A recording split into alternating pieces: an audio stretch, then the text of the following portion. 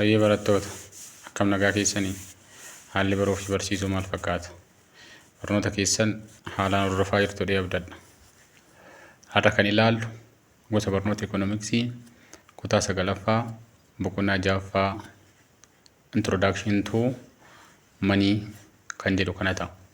Boqonnaan kun boqonnaa akkaan barbaachisaa fi hedduu salphaa ta'e waan ta'eef haaluma salphatti hubatuu dandeettu jedhee yaada.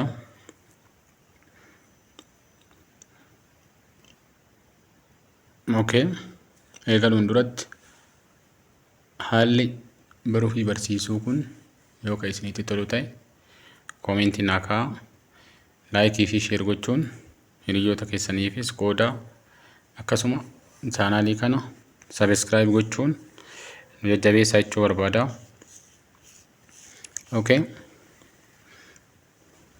Today we'll see Grade 9 Economics, Chapter 6, Introduction to Money.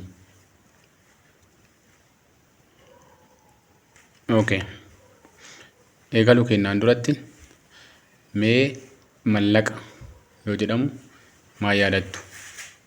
Mallaqa jechuun maal jechuudha? Maalummaan mallaqaa yoo ka'u maaltu gara sammuu keessaniitti isin dhufu?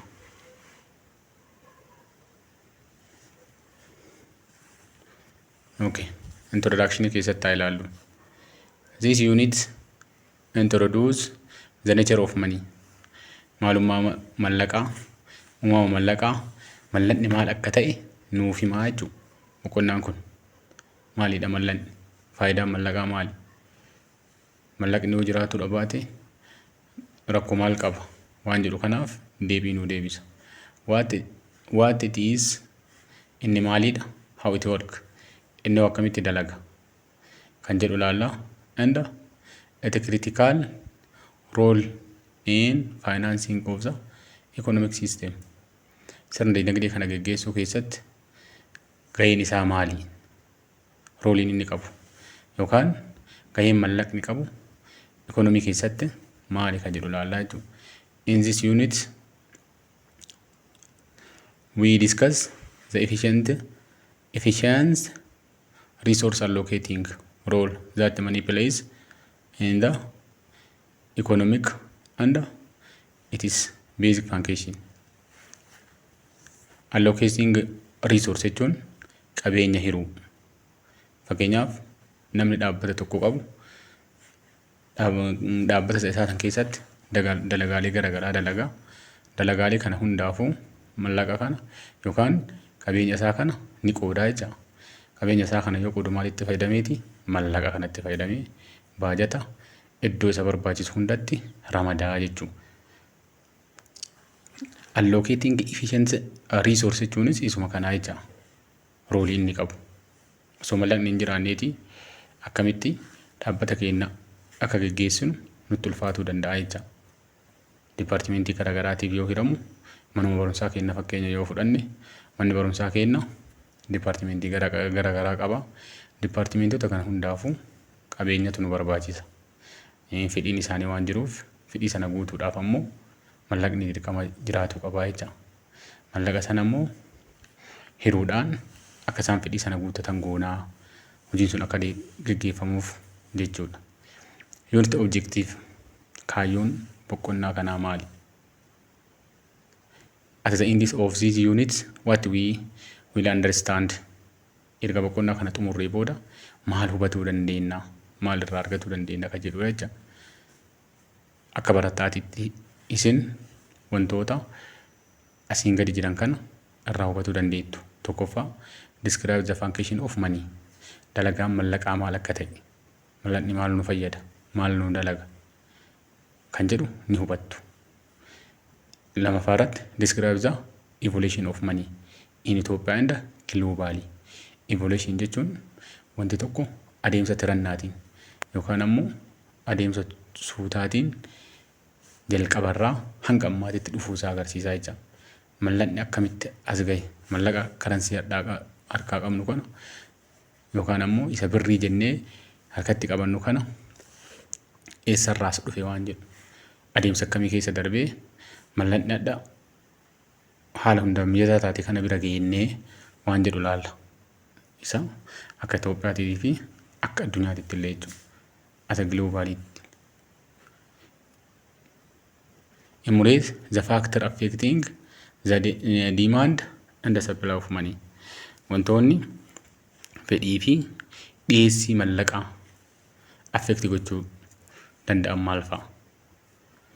Dhiibbaa gochuu danda'an. Akka mallaqni seeraan dabaluufis akka mallaqni hir'atuufillee wantoonni sababa ta'uu danda'an maali ka jedhu ni hubannaa jecha. Explain the role of money in the electronic banking in an economy. Adda baafannaa jecha. Role of money in the mallaqa amma harkatti qabannee kaashii lakkoofnee olii kennu kanaa fi elektiroonikiidhaan kan dabarsinu sanas maalummaa isaa ni hubattu jechuudha. Okay.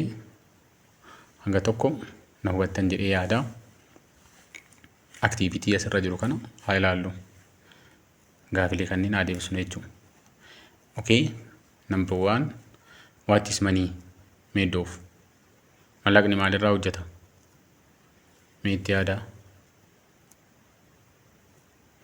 Mallaqni maalirraa hojjetama yookaan oomishama? Wantoota mallaqni irraa oomishamu jettan ni keettu. What does it look like? Maal fakkaata? Yeroo laallu fakkeenyaaf abbaan dhibbaa, abbaan 200, abbaan 5, abbaan 10 maal akka fakkaatu jecha.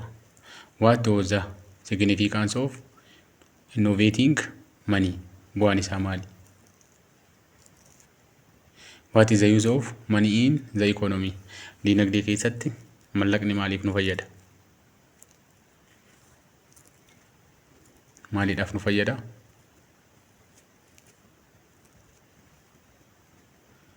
Okay, number 4. Talk about why people keep money.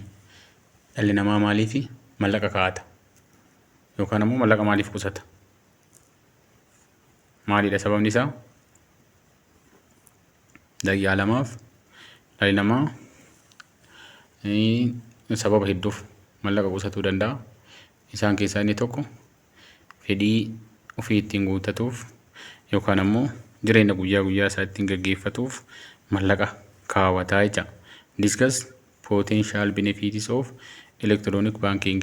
Electronic bankingiin bu'aan isaa maali? Electronic banking fayyadamuu kennaan bu'aan nuti argannu maali? Yeroo nu qusata mallaqni biyya keessa jiru haala salphatti tortoree akka hin banne nu gargaara.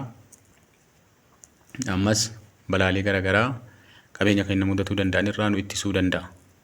Fakkeenyaaf mallaqa kaashii harkatti qabannee deemuu caalaa bifa elektiroonikiitiin yoo kan qabannu ta'e carraan mallaqni sun nu jalaa baduu ni dhiphataa jecha.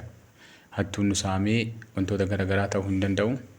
Ammallee dhiyeessii mallaqaa irratti dhiibbaan inni fidu ni xiqqaataa jecha.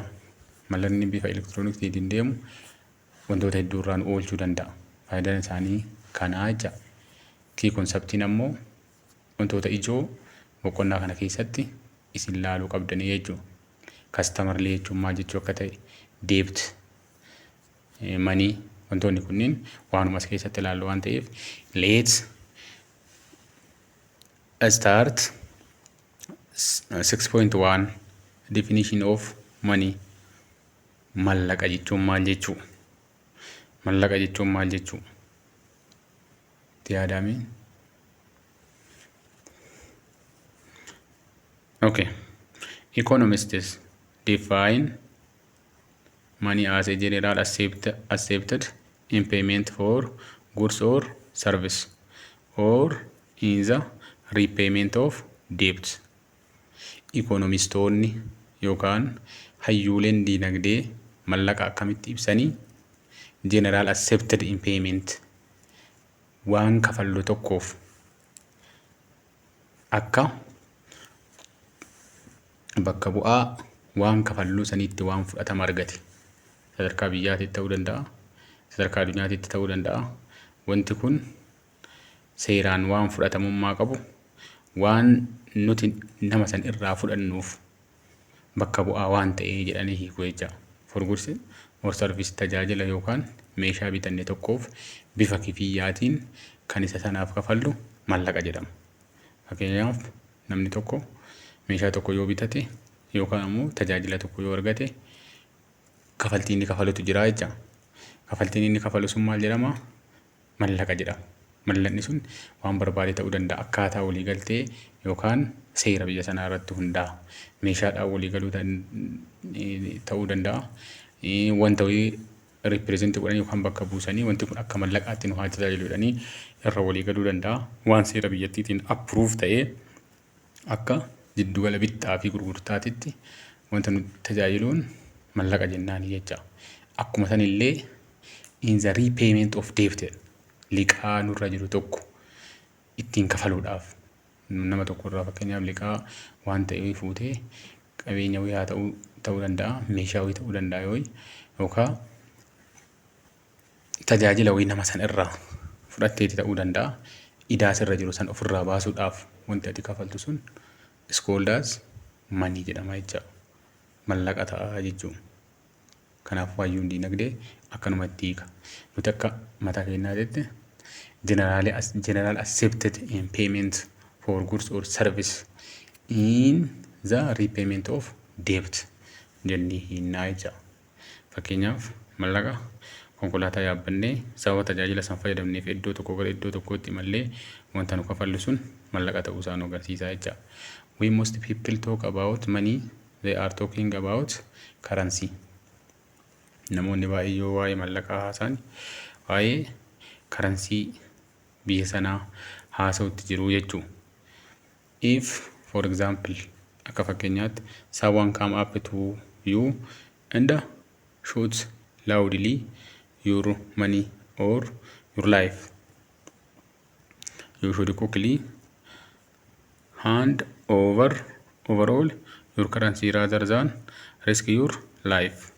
Isa kana jechuun maal jechuu barbaadeeti?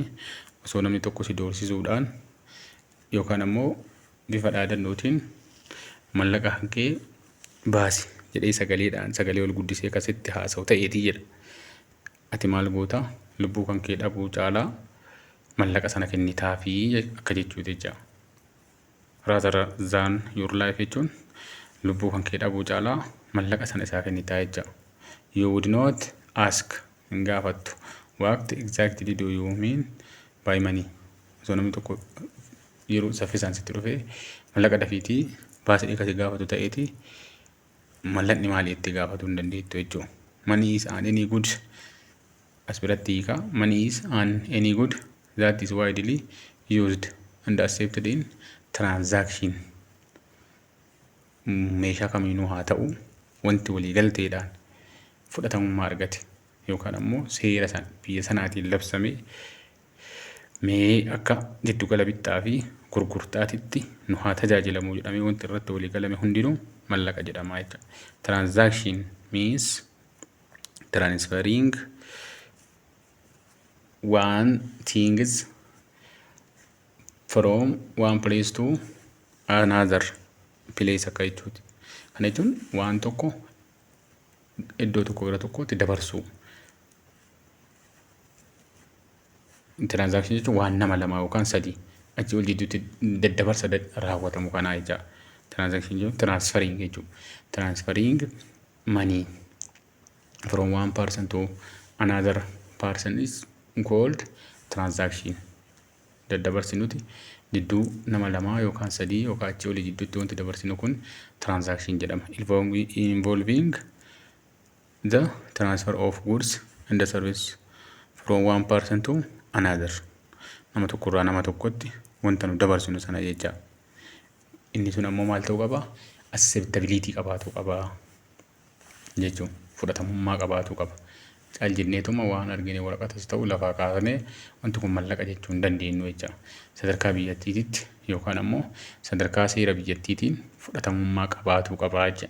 Wanti sadarkaa saniin fudhatama qabu mallaqa jedhamee beekamaa jecha. Okay. Money is a commodity accepted by general consented as a medium of exchange.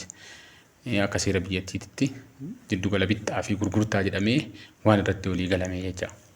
Wanti sun dirqama waan tokko ta'uu hin qabu yookaan kan biyya hundaa wal fakkaatu hin qabu.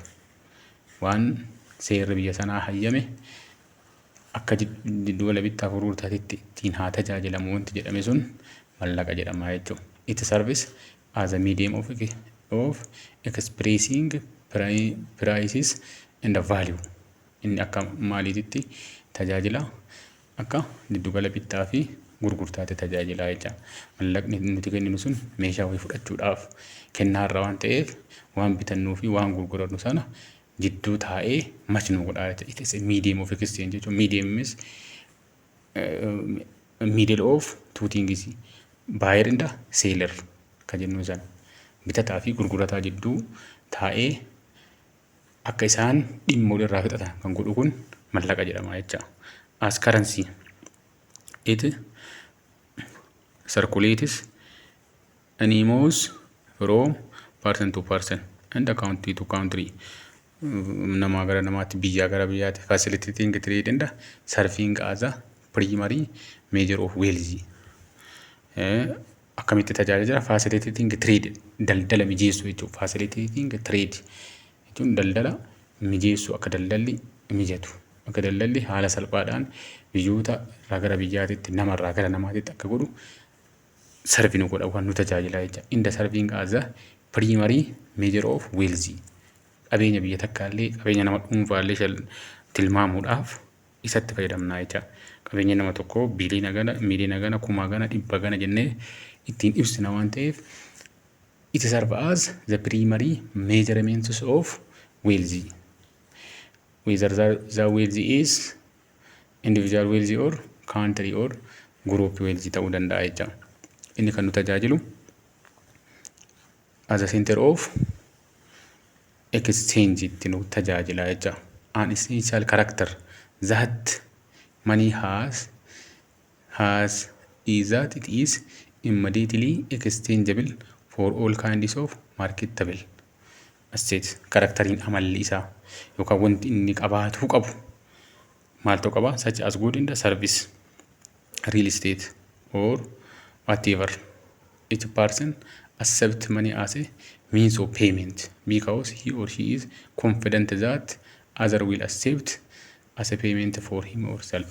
Namni tokko gurgurtaadhaan fakkeenyaaf waan tokko irraa yoo binne nama tokko fakkeenyaaf nama suuqa qabu yookaan ammoo nama jiddugala gurgurtaa wayii qabu bira deemnee mallaqa itti kenninee meeshaa isaa san yoo irraa bitannu wanti inni gammadee mallaqa san nurraa fudhatuuf yookaan gaafii tokkoon alatti wanti nurraa fudhatuuf namni biraallee akka sarraa fudhatu waan beekuuf jecha.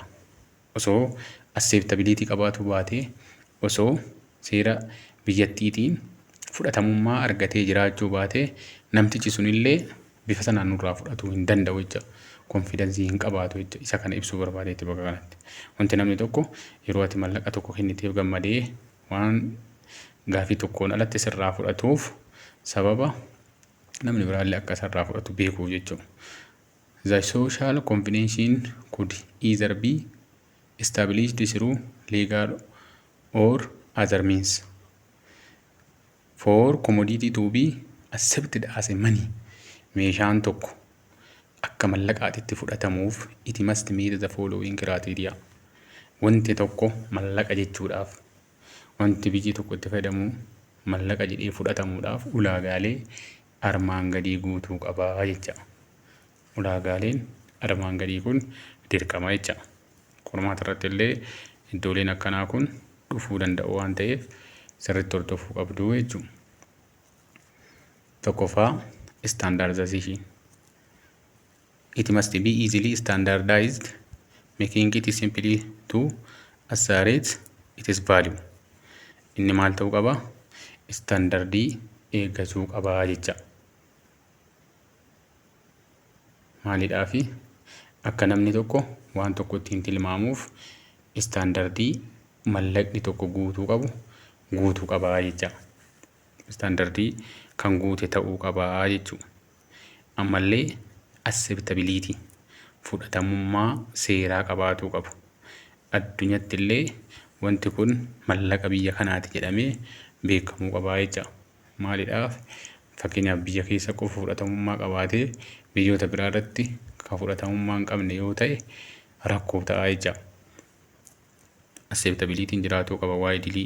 It must be widely accepted as a medium of exchange. Fakkeenyaaf mallaqa biyya keenyaa kana yoo fudhanne biyya barbaade deemtee meeshaa ittiin bitattu wanti dandeettuuf waan addunyaa irratti fudhatamummaa qabuuf jecha. Acceptable ta'uu qaba. Mallaqa biyya kamittuu jijjiiramuu danda'uu qaba jecha. Seera addunyaatiin beekamee akkaataa istaandardii jijjiirraa mallaqa biyya sanaatiin jijjiiruu danda'uu qaba jecha. Acceptable ta'uu qaba. Namni hundinuu sirraa kan fudhatu ta'uu qaba jecha. Fakkeenyaaf mallaqa tokko namni tokko mallaqni kun lakkii forjiidha jedhee wanti gaafii akkasii namatti dhiyeessuuf mallaqa irraa shakkii yoo qabaate yoo ansirraa fudhatanii namni biraan irraa fuudhuu hin danda'u shakkii jedhuun wanti akkasii dhiyaataa jecha. Osoo acceptability'n dirqama ta'uu baate namni hundinuu homaa argee mallaqa fakkeessee itti fayyadamuu danda'a. Inni sun ammoo rakkoo keessa diinagdee waan galchuu jecha mallaqni acceptable ta'e qofti akka fudhatamu taasifamaa jecha. Walumaa galatti acceptance'n fudhatamummaa biyyattii fi addunyaa irraa qabaatu qaba jecha wanti sun. Inni sadaffaan divisibility ta'uu qaba. Divisible jechuun kan qoqqoodamu. Fakkeenyaaf bakkoota hedduutti kan qoqqoodamuu danda'u. It must be divisible so that it is easy to make a change. Divisible kan hihiramu iddoo hedduutti kan qoqqoodamu ta'uu qaba jecha. Waan tokko fakkeenyaaf divisibility'n kun mallaqoota fakkeenyaaf hedduutu jira. Abbaa tokko, abbaa shanii, abbaa kudhanii, abbaa shantamaa, abbaa dhibbaa, dhibba lama jedhaa kan deemnu kana. Divisibility'n kun osoo hin jiraanneeti rakkoo guddaa fiduu danda'a jecha. Fakkeenyaaf osoo divisibility'n jiraatuu baate waan qarshii shaniin bittu tokko qarshiin abbaan shanii hin jirre yoo ta'e yookaan ka kudhaniin bittu abbaan kudhanii sun hin jiru taanaan shantamni qofti hin jira taanaan rakkoo ta'a jecha. Kanaafuu divisibility'n jiraatuu qaba. Akkaataa namni tokko exchange ittiin raawwatuuf jecha. Sadarkaa hundattuu namni bittaa fi gurgurtaa ittiin akka raawwatuuf jecha divisibility qabaatuu qaba jecha. Portability inni arfaffaan. It must be easy to care. Portable jechuun it must be easy to transfer from one place to another place ta'uu qaba jecha. Iddoo irraa iddootti sochoosuudhaaf mijataa ta'uu qaba. Fakkeenyaaf osoo dhagaa guddaa tokko akka mallaqaatti akka fudhannu ta'eeti dhagaan guddaan sun iddoo irraa iddootti sochoosuuf nutti ulfaataa jecha. Kanaafuu portable ta'uu qaba. Easy to carry jechuun baadhachuudhaaf. Carry jechuun baadhachuudhaaf yookaan ammoo ol kaastee bakka tokko gara bakka biraa fiduudhaaf yookaan geejjiba ho'iitti feetee iddoo irraa gara iddootti sochoosuudhaaf salphaa ta'uu danda'a jecha. Ammallee durability'n jiraatuu qaba. It should not degrade quickly. Salphumatti burkutaa'ee kan badu ta'uu hin qabu jecha mallaqni biyya tokko. Yoo sana ammoo qabeenya biyyattii biraas baasiisa waan ta'eef kisaaraa biyyarraan ga'uu waan danda'uuf durability'n jiraatuu qaba jecha. Duration of time'n isaa haga ta'e kan turu ta'uu qaba. Fakkeenyaaf waraqaa fi mallaqa wal bira fudhadhaatii kiisii tokko keessa kaa'aa torbee lama torbee sadii turaame. Inni isa kamtu burkutaa'ee akka badu achi biratti ni ilaaltu jecha. Mallaqni carraa turuu sirriitti qabaa jecha. Even osoo bishaaniin akka tuqamu ta'eeti waraqaan yeroo muraasa keessatti burkutaa'uu danda'a. Mallaqni ammoo turuu danda'a jecha. Kana yaadamee akka inni jabaatu godhamaa jechuudha. Wantoota gammaa ilaalleerraa waa hedduu battaniittan jedhee yaada. Gara itti aanutti deemnu. Kitaabuma keessan irraa daayirektii isin barsiisaa jira waan ta'eef waan biraatis ilaaluu isin hin gaafatu. Kitaaba keessan bantanii na hordofaa jiraattan taanaan waa hedduu battu jedhee yaada. Okay. Money may be any commodity chosen by common consent as a medium of instrument of exchange. Mallaqa jechuun meeshaa kamuu ta'uu danda'a. Meeshaa biyyi sun irratti walii galee waan biyyi sun irratti walii galee mallaqa haa ta'u jedhee irratti ta'uu danda'a jecha. Dirqama tokko qofa ta'uu isarraan jiraatu jecha akkaataa walii galtee biyya sanii akkaataa seera biyya sanii kan hordofe ta'uu qaba waan ta'eef. All other commodities are thus expressed and valued in terms of that commodity regarding as money. Meeshaaleen kuuwwan ammoo mallaqa saniin tilmaamamu jecha. Mallaqa biyyi sun mallaqa kiyya jettee ittiin walii galtee bittaa gurgurtaa ittiin adeemsiftuun qabeenyi biyya sanii hundinuu tilmaamama jecha. Qabeenya biyya sanii kan ittiin ibsamu isaan ta'a jecha. Such a commodity should be recognizable and acceptable to all who use it as a medium of exchange. Inni sun namoota bittaaf gurgurtaa ittiin raawwatan kamiinuu fudhatama argataa jecha. Acceptability qabaataa jecha. Seera biyyattiitiin waliigaltee qabu. Acceptansii addunyaa irraallee qaba waan ta'eef namoonni bittaa fi gurgurtaa ittiin adeemsifamu kamuu mallaqa biyya sanii dirqama fudhatuu fi bittaa fi gurgurtaa ittiin raawwatuu qabu jechuudha.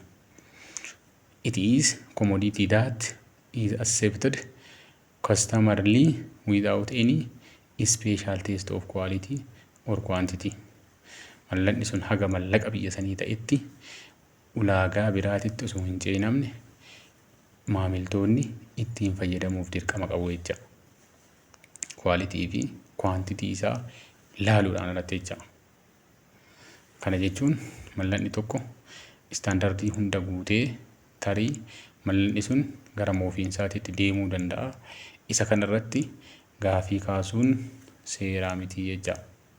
Maaf moofee maaf akkana ta'ee jechuun hin hayyamamu haga mallaqni sun fudhatamummaa qabutti jecha. Kana jechuun mallaqa iccitee bade bittaaf gurgurtaadhaaf oolchuu osoo hin taane mallaqni sun fudhatamummaa yookaan ulaagaa seerri kaa'usan guuteera taanaan bittaa fi gurgurtaan ittiin adeemsifamuudhaaf ni dirqamamaa jecha. Generally speaking, money is an economic unit that functions as a general recognized medium of exchange. Dalagaan guddaan mallaqaa walumaa galatti maal gochuudha?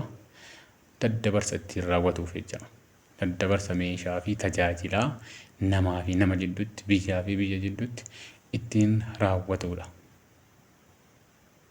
Generally speaking, money is an economic unity that functions as a general recognized medium of exchange for transactional purpose in economy. Purpose isaa inni guddaan inni ijoon mallaqni barbaachisuuf dalagaan mallaqaa inni ijoon daddabarsa. Jiddugala daddabarsaa ta'ee nu tajaajiluudhaaf jecha. Money recognizes in the form of commodity having physical property that can be adapted by market participants as a medium of exchange. Money originates in the form of commodity. Mallaqni bifa meeshaatiin hojjetame. Waraqata haa ta'u waan barbaade haa ta'u mallaqni bifa meeshaatiin hojjetame jechuun kan elektirooniksii hin taane jecha. Fakkeenyaaf elektirooniksii jechuun daddabarsaa moobaayil baankiingiidhaan namni fayyadamee namaa kan daddabarsan elektirooniksii jedhama. Kan elektirooniksii irraa hafe hundinuu maal ta'uu qaba? Fiizikaal pirooportiin jiraatuu qaba jecha. Qaamaan wanti sun argamu ijaan argitee ilaaltee laakkoftee waan jettu san ta'uu qaba jecha. Laakkoftee harka keetiin qaqqabdee fakkeenya elektirooniksii ammoo carraa akkasii hin galu. Tarii lakkoofsuma isaa achirratti ilaaltee haganatti murteessita malee. Inni kun ammoo fiizikaal pirooportii ta'uu qaba. Zaatti kaan be accepted inni sun ammoo kan maal ta'uu qabu? Fudhatamummaa kan qabu. By market participants jechuun hirmaattota bitaa fi gurgurtaa jecha. Bitataa fi gurgurataa. Market participants kan jedhamu ta'e buyer and seller jecha. Bitataa fi gurgurataa isaan fudhatamummaa kan qabu ta'uu qaba jecha. Okay. Activity 6.1 discuss in group The general definition of money. Gareedhaan ta'aatii hiikaa mallaqaa irratti mari'adhaadha. Okay, mee what's money osoo namni tokko simaa karaarra deemaa jiru si dhufee what's money akkasiin jedhu ta'eeti maal jetta? Daqiiqaa lamaaf what's money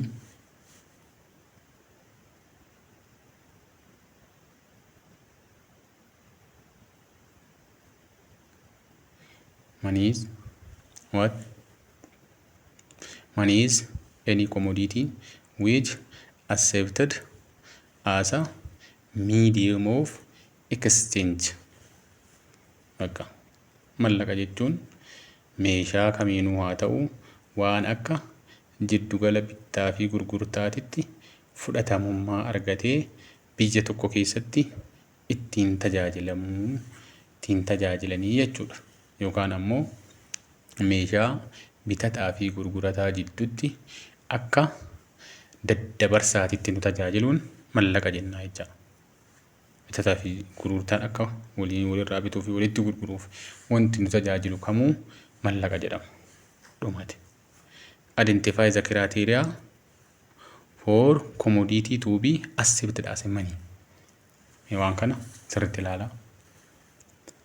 Identify the criteria for commodity to be accepted as money. Wantoonni dirqama mallaqni tokko mallaqa jedhamuudhaaf guuttachuu qaban maal fa'a? Waan okay, daqiiqaa muraasaaf maal fa'a jettanii yaaddu?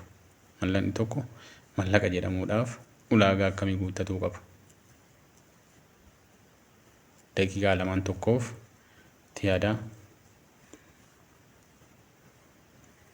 Okay, the first one standardization. Wanti tokko standardii eeggatuu qabaa. Standardii mallaqaa eeggatuu qabaa jecha. Standardiin sun vaaliyuu wanta tokkoo ittiin shallaguudhaaf standardiin isaa jiraatuu qaba. Lakkoofsi isaa isarratti barraa'uu qaba.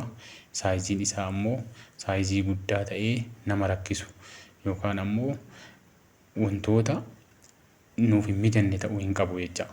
Standardiin isaa kan eegamee fi fudhatamummaan isaa kan mirkanaa'e ta'uu qaba jecha. Caluma jedhanii argan irratti waa barreessanii kan kennan osoo hin taane standardii mallaqni guuttatuu qabu guuttatee argamuu qaba jecha. Lammaffaan acceptance qabaatuu qaba.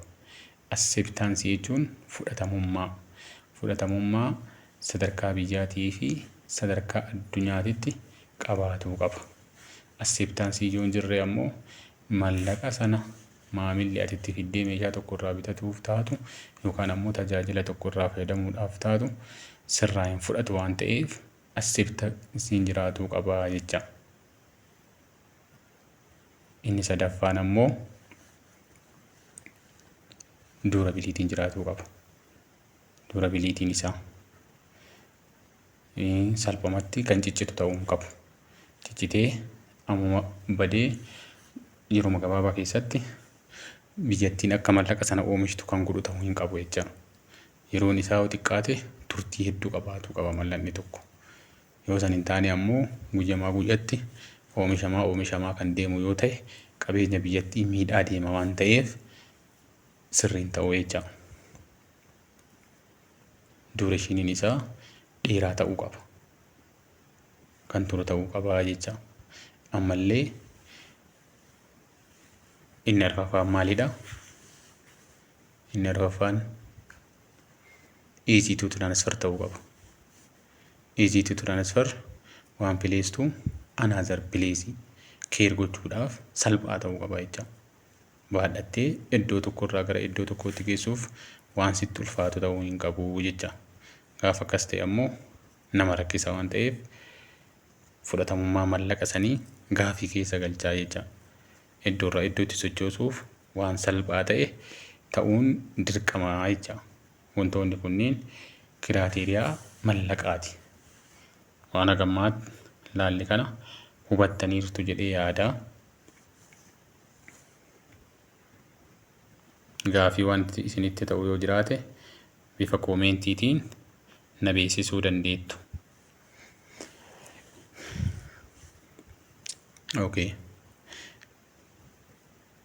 Inni kan itti aanu viidiyoo dhufurratti koomentii fi yaadota isin naa kennitan irratti hundaa'ee viidiyoo lammaffaa isiniif hojjedha. Yoo isinitti tole laayik godhaa, sheer godhaa, hiriyoota keessan biraan geettanii bifa koomentiitiin waan jiru akkanaaf himtan isin affeeraa. Har'aaf asuma irratti dhaabna. Yeroo itti aanu ammoo evolutionii of money mallanni akkamitti mallaqaadha nuti harkatti qabannu kana even harka qabannu bira dhufnee elektirooniksii bira geennee jirra. Sadarkaa elektirooniksiitiin bakka barbaade taa'ee namni bittaa fi gurgurtaa ittiin raawwataa jira.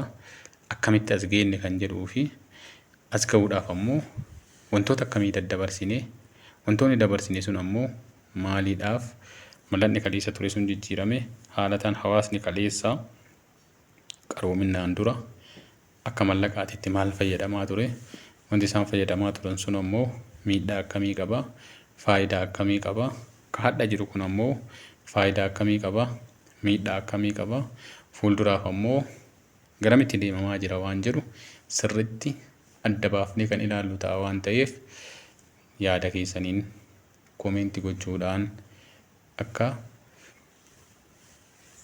nu jajjabeessitan jechuu barbaada. Keessumattuu chaanaalii kana namoonni haaraa taatan sabiskiraayib godhaa jechuun barbaada. Galatoomaa. Yeroo barnootaa gaarii jechuun barbaada.